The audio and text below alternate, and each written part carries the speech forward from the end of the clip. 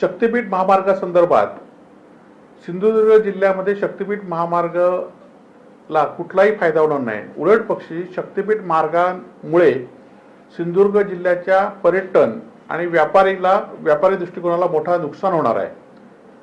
शक्तीपीठाची घोषणा माननीय मुख्यमंत्र्यांनी केली आणि त्याला शेतकऱ्यांचा विरोध आहे, हा भाग एक आहे। परंतु दुसऱ्या भागामध्ये शक्तीपीठ महामार्गाचा नवीन जो नकाशा आलाय त्या नकाशामध्ये शक्तीपीठ मार्ग राधानगरीपर्यंत आलेला आहे आणि राधानगरी मार्गे तो पात्रदेवीपर्यंत शक्तीपीठ मार्ग पोहोचणार आहे।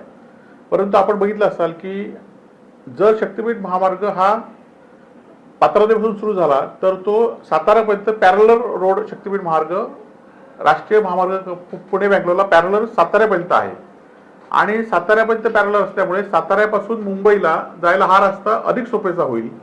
त्यामुळे भविष्यात आम्हाला भीती आहे की मुंबई गोवा मार्गे जे जाणारे लोक आहेत किंवा मुंबई मार्गे किंवा गोवा मार्गे पर्यटनाच्या सिंधुदुर्गात येणारे लोक आहेत, हे सिंधुदुर्ग जिल्ह्यात न येता पात्रदेवी मार्गे डायरेक्ट एक तर साताऱ्याला जाऊ शकतात किंवा मुंबईवर येणारे लोक हे डायरेक्ट पात्रदेवीमध्ये येऊ शकतात आणि त्यामुळे व्यापारी दृष्ट्या या महामार्गाचं सिंधुदुर्ग जिल्ह्यात मोठं नुकसान होणार आहे।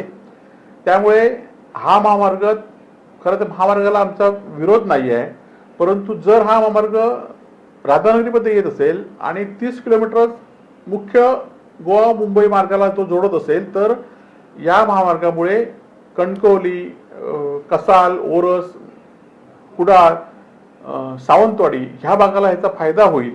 मालवण, वेंगुर्ल्यातले पर्यटक या शक्तीपीठ महामार्गामुळे जिल्ह्यातच राहतील।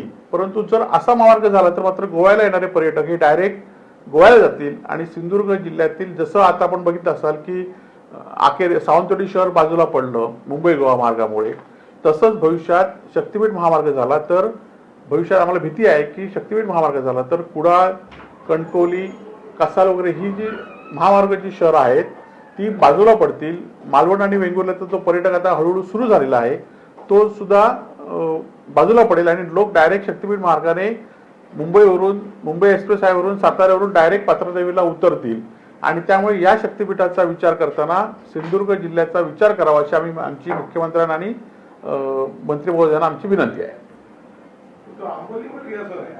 साहेब, या संदर्भात कालच दीपक केसरकर यांनी पत्रकार परिषद घेतली होती। ते पण असं म्हणतात की शक्तीपीठ महामार्ग नव्याने करण्यात आलेला आराखडा हा कोकणासाठी अन्याय करणार आहे असं तेही म्हणतात। नाही, त्यांची आता कुठे जमीन असेल किंवा त्यांच्या ह्यांची कुठे जमीन असेल त्या दृष्टीने ते म्हणत असतील।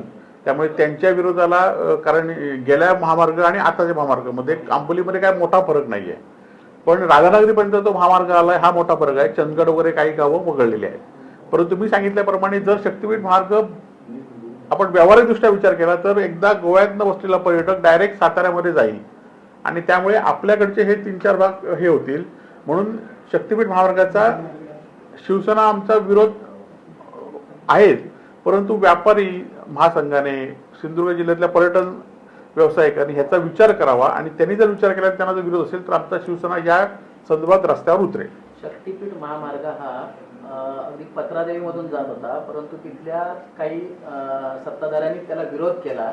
हा विरोध केल्यानंतर ते काम बंद झालं। त्यानंतर पालकमंत्री असं म्हणतात की अजूनही आम्ही तो ठरवलेला नाही आहे, त्यानंतर आम्ही ग्रामस्थांशी चर्चा करून तो प्लॅन नाही, खरं तर आपण बघितलं असाल की शक्तीपीठ महामार्ग याचा सिंधुदुर्ग जिल्ह्यासाठी नेमका फायदा काय आहे ह्याचं खरं तर पालकमंत्री किंवा सत्ताधारी मंत्र्यांनी ह्याचा किंवा सत्ताधारी जे खासदार आहेत, आमदार आहेत किंवा हे तरी शक्तीपीठ महामार्गाचा सिंधुदुर्ग जिल्ह्याला व्यापारी दृष्ट्या आणि पर्यटन दृष्ट्या काय फायदा आहे याचा पहिला खुलासा करावा आणि नंतर त्यांनी या संदर्भात भूमिका जाहीर करावी।